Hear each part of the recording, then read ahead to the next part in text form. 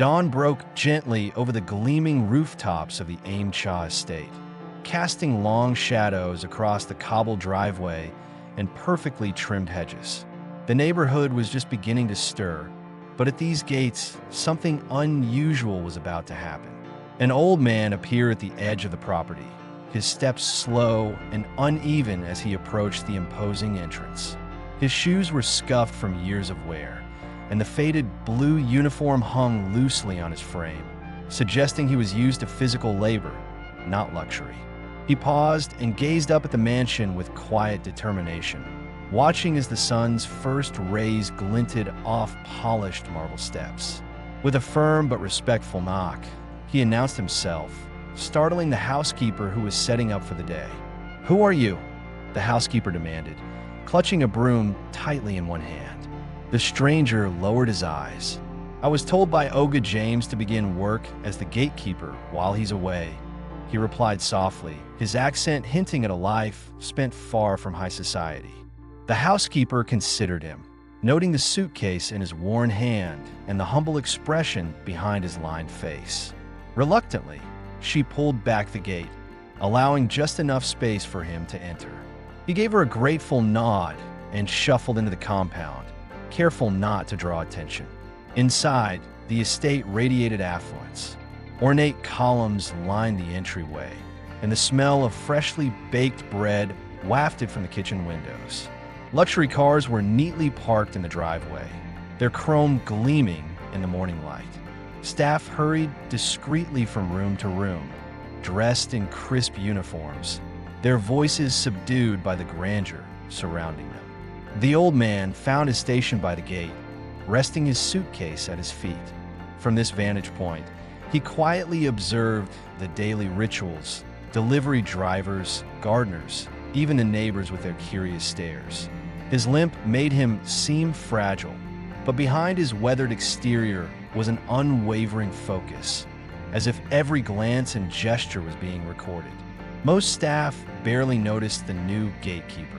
They assumed he was simply another silent worker hired until Olga James returned. But the man's gaze lingered on everyone who entered the grounds, taking mental notes with the precision of a seasoned observer. He listened closely to idle chatter, watched the interactions between staff and guests, and paid particular attention to a young woman who glided past him without acknowledgement. To the world outside, the Aim Cha estate glistened with wealth and order. But at its gates, a quiet watcher had arrived, an old man whose presence would soon reveal the secrets buried deep within those flawless walls. Behind the stately facade of the Aim Cha mansion, a plan was quietly taking shape, one that would test the very foundation of trust and loyalty within its walls. Chief Aim Cha, the formidable patriarch of the family, had spent decades building his empire, earning respect and fear in equal measure. Yet, for all his power and influence, there was one thing he could not control: the future happiness of his only son, James. James, ambitious and kind-hearted, had recently become engaged to Tina, a woman whose beauty and charm captivated everyone around her. But Chief Emeka's instincts, honed by years of navigating boardroom betrayals and business rivalries, sensed something amiss. Tina's laughter never quite reached her eyes, and her affection for James seemed more calculated than genuine. The chief's warnings fell on deaf ears. James was in love, and love, as the old man knew too well, could be blinding. With James away in Dubai, handling a high-stakes merger for the family business, Chief Aim Cha saw an opportunity. He decided that if he wanted to uncover the truth about Tina, he would have to do it himself. Private investigators were for men who lacked courage. He would become his own eyes and ears. Late one evening, in the privacy of his study, Chief Aim Cha outlined his plan. He would disguise himself as a humble gatekeeper, blending in with the staff and observing Tina's true character when she believed no one important was watching. He gathered old clothes, makeup to age his features, and a battered suitcase to complete the transformation. Every detail was meticulously planned, His voice would be softer, his posture stooped, his presence unassuming. Before dawn, he slipped out of his master bedroom, leaving behind his tailored suits and gold wristwatch. As he looked at his reflection one last time, he barely recognized the man staring back. But this was necessary. For the sake of his son, for the future of his family, he would step into the shadows and watch the truth unfold. As the sun rose, Chief Aim Cha, now the mysterious gatekeeper, took his place at the entrance of the estate. His heart pounded with anticipation and dread. He knew that what he was about to discover could either bring peace to his family or shatter it forever. But he was ready. The game had begun, and the stakes had never been higher. As the first rays of sunlight crept over the estate, Chief Aim Cha completed his transformation. Gone were the symbols of wealth and authority, his designer suit, gold watch, and commanding presence. In their place stood a man almost unrecognizable, his hair dusted with gray powder, his face lined with makeup to mimic age, and his posture bent as if burdened by years of hard labor. He dressed in a faded blue uniform, the kind worn by the lowest staff, and slipped on worn shoes that pinched his feet. Every detail was intentional, from the limp in his walk to the humble suitcase he carried. He rehearsed a softer, gruffer voice, one that would never betray the confidence of a CEO. With each step toward the gate, he shed the persona of Chief Aim Cha and embraced the role of a nameless worker. The staff, busy with their morning routines, barely glanced at him as he took his post. The cook muttered a greeting, the gardener nodded, and the housekeeper gave him a list of chores. No one suspected that the new gatekeeper was the very man who signed their paychecks and ruled the estate. Chief Aim Cha watched Tina as she entered the compound, her head held high, her movements graceful yet cold. She didn't acknowledge him, treating his presence as little more than background noise. He observed her closely, noting every gesture, every word, every interaction with the staff. His disguise allowed him to move unnoticed, to witness the true dynamics of the household. Throughout the day, he swept the marble floors, opened the gate for visitors, and endured Tina's dismissive remarks. Each moment was a test, not just for Tina, but for himself. Could he remain silent and invisible, gathering evidence without revealing his true identity? As evening fell, Chief Aim Cha sat alone in the staff quarters, jotting down notes in a small, battered notebook. Every insult, every act of cruelty, every secret conversation was recorded. He knew that the truth would eventually come to light, but for now, he was content to play the part of the humble gatekeeper, quietly watching as the story unfolded around him. Tina swept into the foyer that morning, her heels clicking sharply against the marble as she scrolled through her phone. She barely glanced up when the housekeeper announced the arrival of a new gate man. "Another one," she muttered, not bothering to hide her disinterest. "Just make sure he knows his place. I don't want any trouble." As Tina made her way toward the front door, she caught sight of the old man standing quietly by the gate, his cap pulled low and his hands folded respectfully in front of him.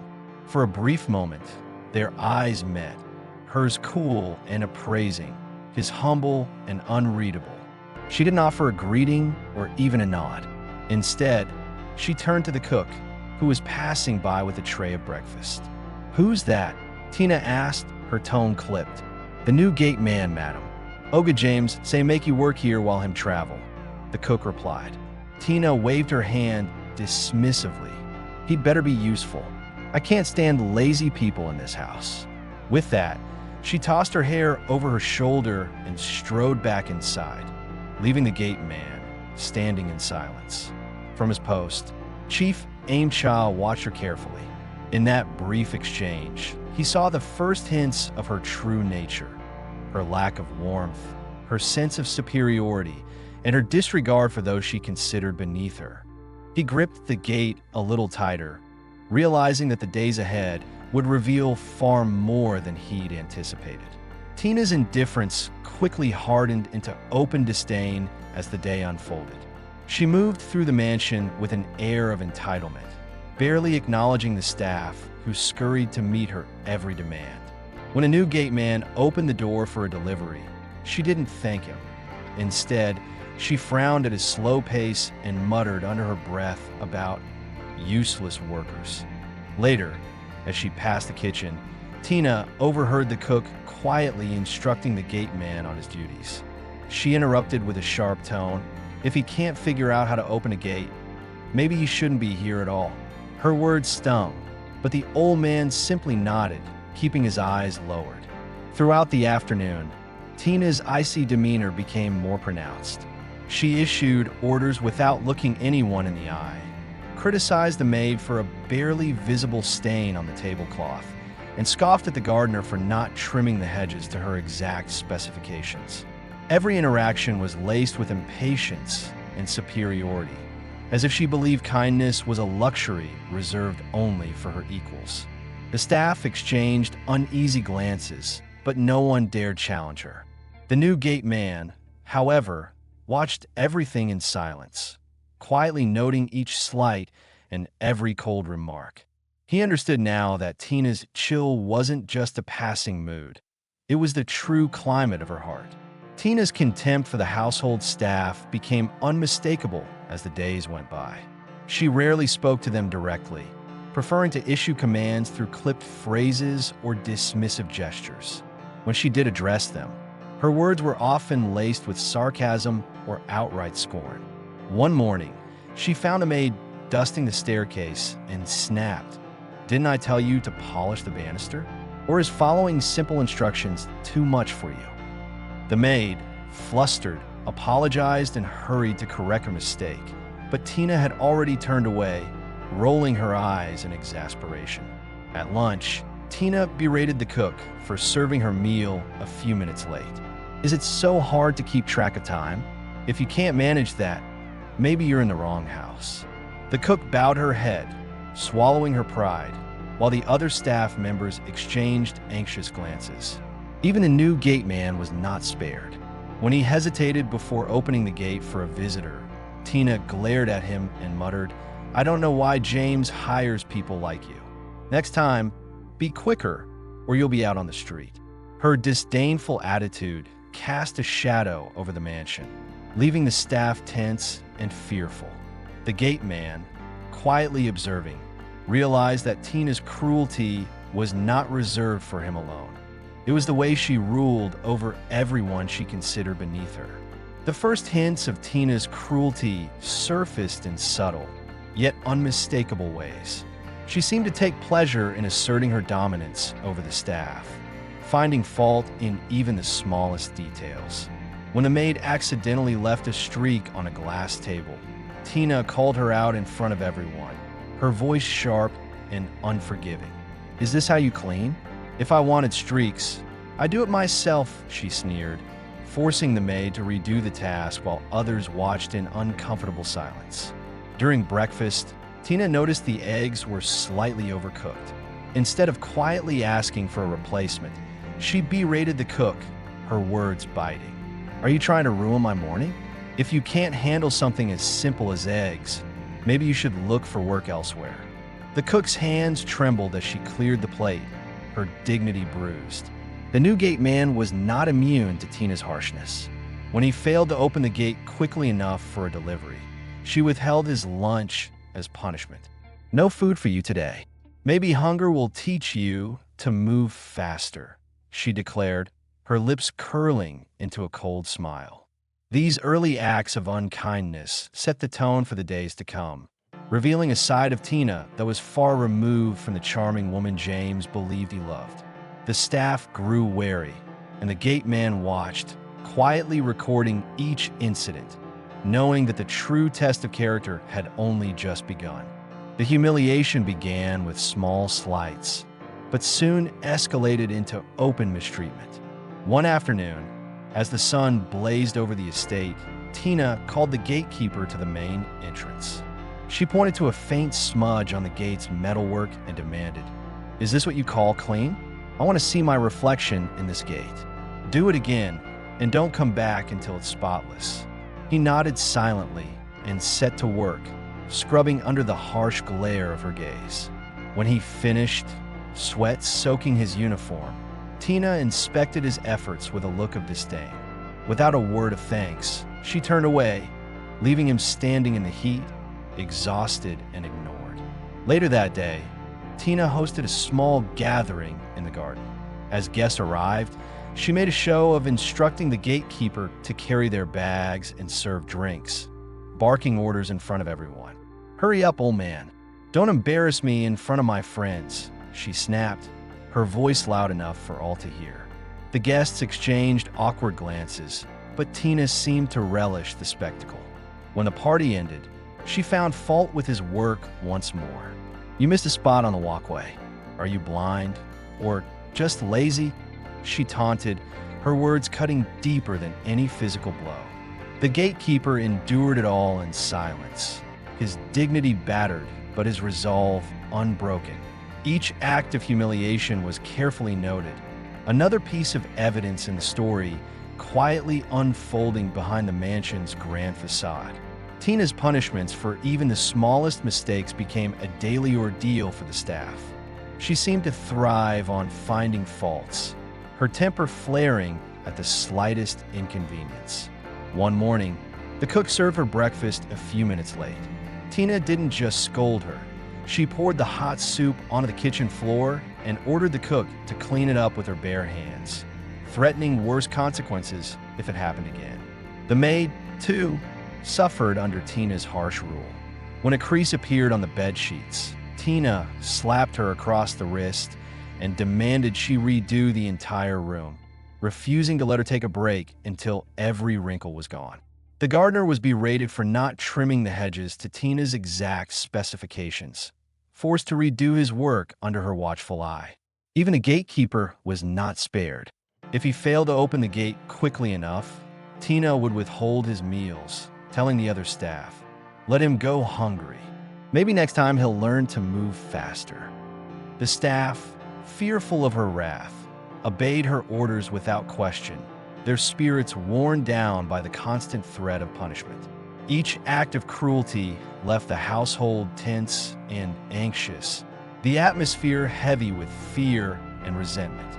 The gatekeeper, quietly observing, understood that Tina's need for control and dominance was growing stronger by the day, and he continued to document every incident, knowing that the truth would eventually come to light. It was late one night when the first secret visitor appeared at the Aimcha estate. The mansion was quiet, the staff retired to their quarters, and the only sounds were the distant hum of the city and the gentle rustle of leaves in the garden. The gatekeeper, still awake and vigilant at his post, noticed the headlights of a sleek black Lexus gliding silently up the driveway. Tina, dressed in a silk robe, slipped out of the house barefoot, her movements hurried and excited. She glanced around to make sure no one was watching, but the gatekeeper, hidden in the shadows, saw everything. The car door opened, and a tall, muscular man stepped out, his arms covered in tattoos. Without hesitation, Tina rushed into his embrace, whispering words meant only for him. They kissed passionately, oblivious to the world around them. Tina's laughter rang out, sharp and carefree, as she led her guest inside, her robe fluttering behind her. The gatekeeper's hands clenched at his sides, but he remained silent, his eyes fixed on the scene unfolding before him. From his hidden vantage point, he listened as Tina mocked James, boasting about her freedom and her plans. "Let him build his empire," she said with a smirk. "I'll enjoy myself here." The visitor followed her inside, and the mansion's doors closed behind them, sealing away their secrets. The gatekeeper stood alone in the darkness, the weight of what he had witnessed pressing heavily on his heart. He knew now that the truth was far worse than he had imagined, and that his mission had only just begun. From the moment the black Lexus disappeared into the garage, Tina's betrayal took on a life of its own. No longer content to hide her actions, she began to act with increasing boldness, as if convinced that no one in the house would dare challenge her. The gatekeeper, ever watchful, saw her slip away at odd hours, Her phone pressed her ear as she whispered and laughed with someone who was not James. The next day, Tina's lover lingered in the house long after sunrise. She served him breakfast in the guest room, giggling as they shared private jokes. The staff exchanged uneasy glances, but Tina's authority and her threats kept them silent. She paraded her guests through the halls, making no effort to conceal their intimacy. The gatekeeper, sweeping the walkway outside, caught glimpses of their closeness through the windows. A hand on a shoulder, a stolen kiss, a shared glass of wine. Tina's duplicity didn't end with her secret lover. She began inviting other guests, friends and strangers alike, turning the mansion into a playground for her whims. The once dignified home was now filled with laughter, music, and the clinking of glasses, all while James was thousands of miles away, trusting her with his heart and his home. Each day, the gatekeeper recorded what he saw and heard, his notebook filling with details of Tina's growing disregard for loyalty and respect. He knew that the evidence was mounting, and that soon, the truth would be impossible to ignore. Tina's confidence grew with each passing day, and soon her cruelty turned directly toward the gatekeeper. One morning, after catching him glancing in her direction as she argued with a guest, she stormed over, her eyes blazing with suspicion. She jabbed a manicured finger at his chest.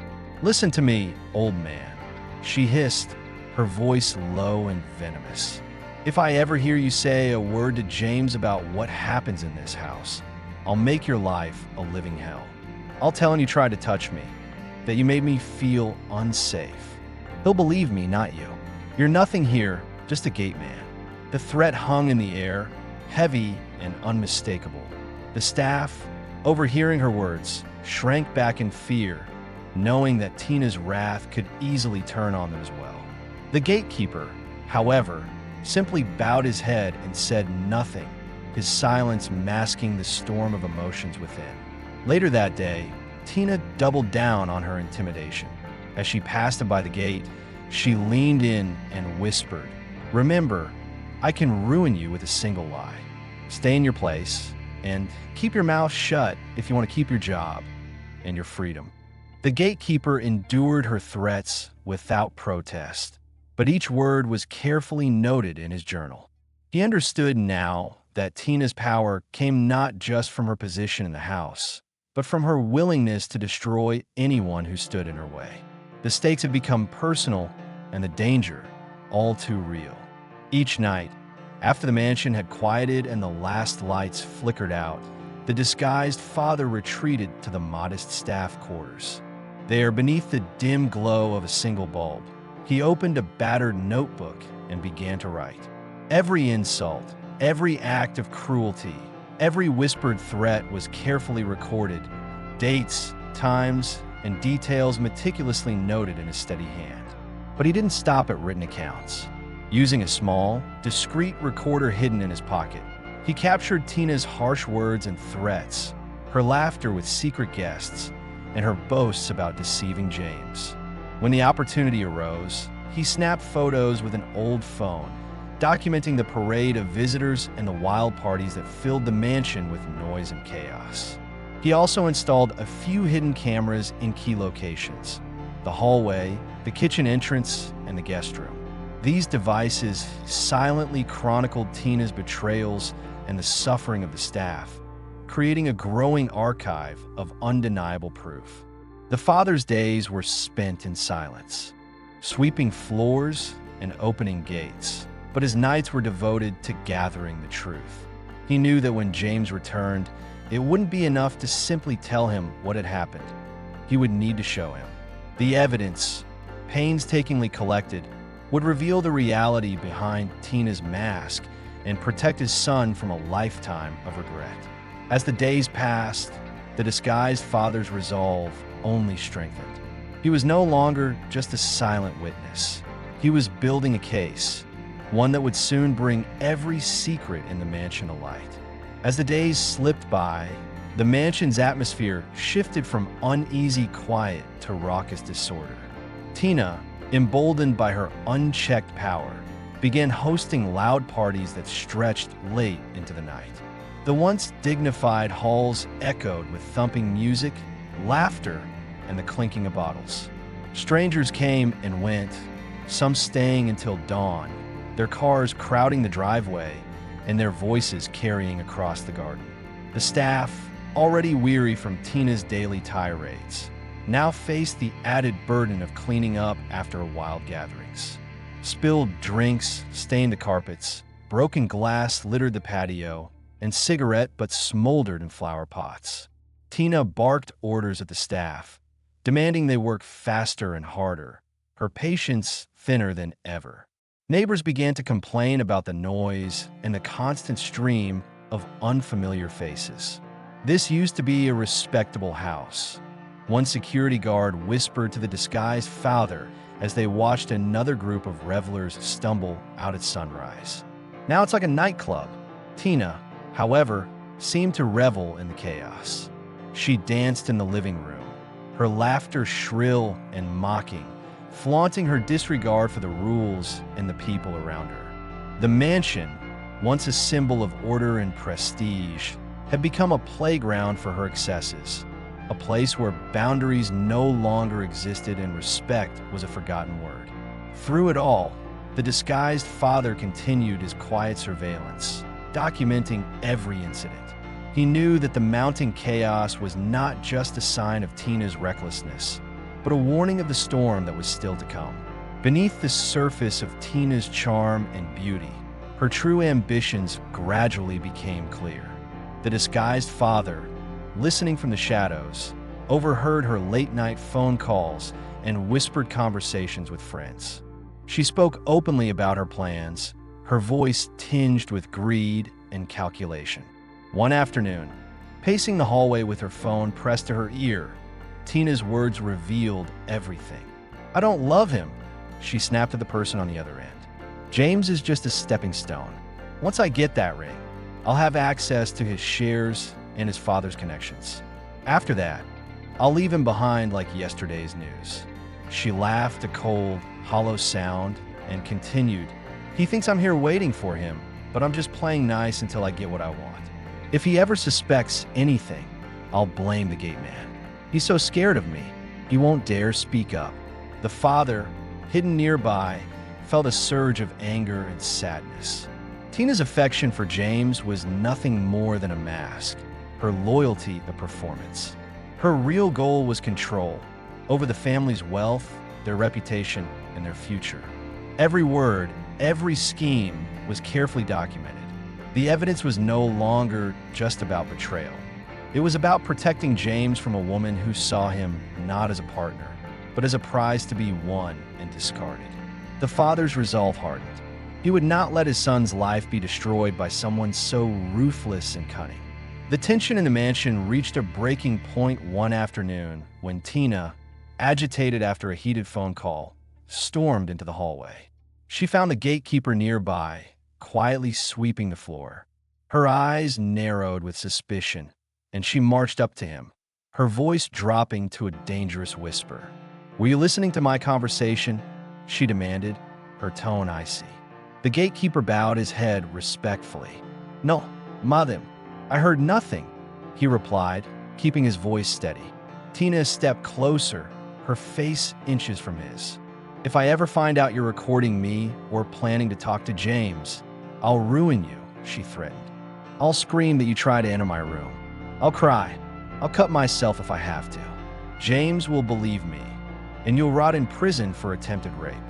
Without warning, she slapped him hard across the face. "You're nothing here, just a gate man. If you want peace, keep your mouth shut and stay out of my way." The staff, witnessing the confrontation from a distance, shrank back in fear. The gatekeeper, though stunned by the blow, remained silent. He touched his cheek gently, a faint smile flickering across his lips, not from amusement, but from the knowledge that every threat, every lie, was now another entry in his growing archive of evidence. He knew the time for truth was drawing near, and that Tina's web of deceit was about to unravel. The morning air was thick with anticipation, though no one in the mansion knew why. Tina, wrapped in her silk robe, barked orders at the staff as usual, her mind preoccupied with plans for another night of revelry. She had no idea that, at that very moment, James was on his way home, his flight from Dubai having landed hours ahead of schedule. James entered the house quietly, his luggage in hand, pausing in the grand foyer to take in the unfamiliar tension that seemed to hang in the air. The staff, startled by his sudden appearance, exchanged nervous glances but said nothing. Tina, hearing the commotion, rushed into the living room, her face lighting up in feigned surprise. "Baby, you didn't tell me you were coming today," she exclaimed, hurrying to embrace him. James stood still, his expression unreadable. He gently pushed her arms away and looked her in the eyes. "We need to talk, Tina," he said, his voice calm but firm. Tina's smile faltered. "What is it? You're scaring me." James set his suitcase down and motioned for her to sit. The staff gathered quietly in the hallway, sensing that something important was about to happen. The disguised father, now back in his true form, watched from the shadows, his heart pounding. As Tina sat, James reached for the remote and turned on the large television. The screen flickered to life, displaying footage from the hidden cameras. Tina kissing her lover, mocking James, threatening the staff, and berating the gatekeeper. Each clip played in damning succession, the evidence undeniable. Tina's face drained of color as she realized the extent of her exposure.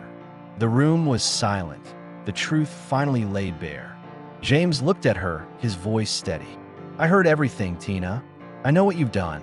The moment of reckoning had arrived, and there was nowhere left for Tina to hide. Tina sat frozen on the edge of the sofa, her hands trembling as the damning footage played out on the television. Each new clip stripped away her defenses. Her laughter with strangers, her cruel words to the staff, her threats against the gatekeeper, and her intimate moments with other men. The staff watched from the hallway, their faces a mix of shock and vindication. James stood before her, his expression a blend of pain and resolve. "You lied to me, Tina, about everything," he said quietly, the weight of betrayal heavy in his voice. Tina's eyes darted around the room, searching for an escape. "James, please, I can explain. None of this is what it looks like. That old man, he's lying. He wanted me. He tried to touch me. That's why I threatened him." Her voice rose in desperation, but the evidence on the screen left no room for doubt. James shook his head, his voice steady. "That old man is my father. He saw everything. He heard everything. You can't talk your way out of this." Tina's composure shattered. She dropped her wine glass, the sound echoing in the silent room. Tears streamed down her face as she pleaded. "Please, James, I love you. I was drunk. I didn't mean any of it. Don't do this." But James remained unmoved. "You love my lifestyle, not me. You disrespected my family, my home, and everyone who trusted you." The truth, undeniable and raw, hung in the air. Tina's mask had finally fallen, and there was nothing left but the consequences of her own actions. As the final video clip faded from the screen, a heavy silence settled over the room. Tina stared at James, her face pale and desperate, still clinging to the hope that she could twist the story in her favor. But before she could speak again, the door to the living room opened, and Chief Aim Cha entered. Not as the humble gate man, but as the dignified patriarch of the family, dressed in his signature suit and gold watch. He walked with quiet authority, his presence commanding instant respect. The staff, recognizing him at last, bowed their heads. Tina's eyes widened in disbelief as she realized the truth. The man she had insulted, threatened, and humiliated was not a powerless servant, but the very father of the man she claimed to love. Chief Aim Cha stood beside his son, his gaze unwavering. "You thought you were deceiving a poor worker," he said, his voice calm but resolute. "But you were performing for a king." Tina dropped to her knees, her pride shattered. "Sir, please, I didn't mean any of it. I was drunk. I was angry. Spare me." she begged, her voice breaking. Chief Aim Cha shook his head. You are not just dangerous, Tina. You are cruel. I will not let you destroy my son's life. James turned to the guard at the door. Escort her out. Make sure she leaves with nothing. Tina sobbed and pleaded, but the guards took her by the arms and led her away. The truth had been revealed, and the mask she wore was gone forever. The gatekeeper's true identity had changed everything, and the Aim Cha family was finally free from her deception. Tina's cries echoed through the grand halls as the guards escorted her to the front door, her belongings hastily packed into a single suitcase. The staff gathered quietly in the foyer, watching the scene unfold with a mixture of relief and disbelief. The cook and the maid, who had endured months of Tina's cruelty, stood side by side, their faces solemn but resolute. Outside, the morning sun cast harsh light on the driveway as Tina stumbled past the gates she once ruled with an iron fist.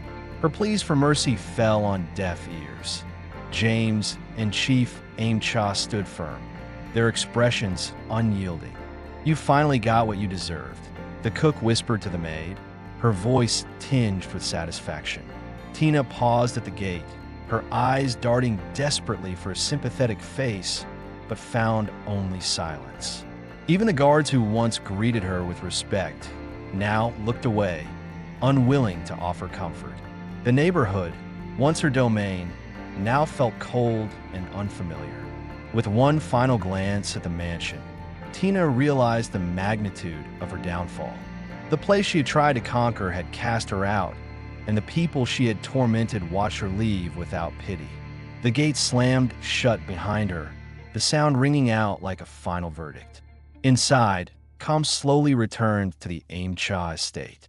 The air felt lighter, the staff moved with newfound freedom, and James stood in the living room, quietly absorbing the moment. Tina's reign was over, and the mansion was finally free from her shadow. Tina's desperate pleas rang out as the guards led her to the front gate, her suitcase dragging behind her on the marble steps. The staff watched in silence, their faces a mix of relief and quiet satisfaction. The cook and maid, who had suffered under Tina's harsh rule, exchanged glances as she was forced out of the home she once dominated. Outside, the sun was bright and unforgiving. Tina paused at the threshold, searching for sympathy among the staff and neighbors, but found only cold stares and averted eyes. Even the guards who once greeted her with respect now turned away, unwilling to offer comfort. James and Chief Aim Cha stood in the doorway, resolute and unmoved. You love my lifestyle, not me, James said quietly, his voice firm. You have no place here anymore. With a final, anguished look at the mansion, Tina stepped onto the street, her world reduced to a suitcase and shattered pride. The gate closed behind her with a resounding clang, marking the end of her reign and the beginning of a new chapter for the Aim Cha family.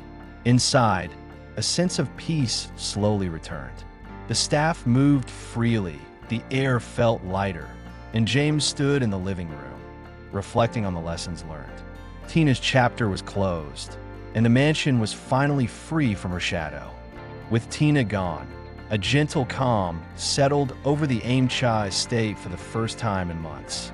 The oppressive tension that had weighed on every room seemed to lift overnight. The staff moved about their duties with a new sense of ease, their laughter returning in quiet moments as they cleaned, cooked, and tended the gardens.